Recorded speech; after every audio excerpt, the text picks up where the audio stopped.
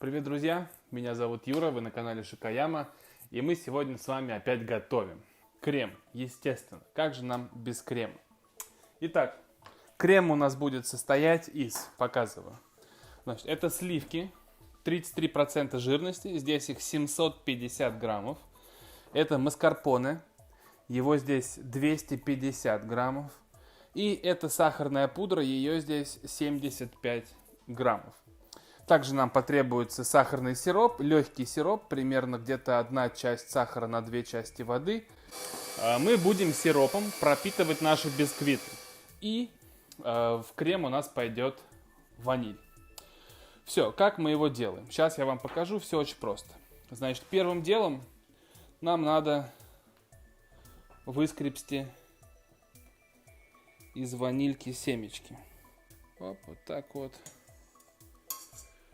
Прекрасно. Стручки не выбрасываем. Стручки можно использовать потом. Так, дальше.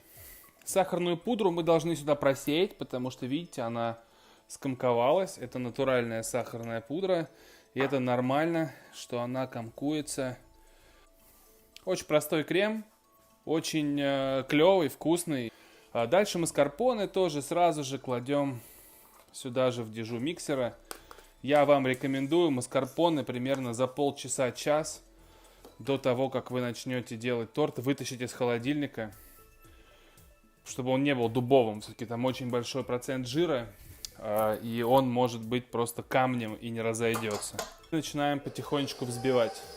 И сразу на максимальную скорость не ставьте, иначе у вас все начнет выплескиваться. Потихонечку будем скорость увеличивать. Также нам, кстати, понадобится мешок с насадкой. Любая насадка по вашему желанию. У меня насадка открытая звезда. Разницы никакой абсолютно.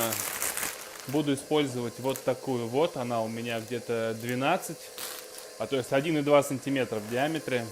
Потихонечку взбиваем наш крем. Итак, наш крем готов. Можете посмотреть. Вот он получился у нас. Хороший. Не перебитый, плотненький, очень вкусный крем. Загружаем крем в мешок. Лучше постепенно его докладывать всегда, а то он от тепла рук будет таять, и это будет не айс. Мы немного выложим крема сюда и разровняем его, подготовим площадку для нашей начинки. Все, мы его обмазали. Ну а теперь мы должны сделать, какие там розочки делают на этот торт.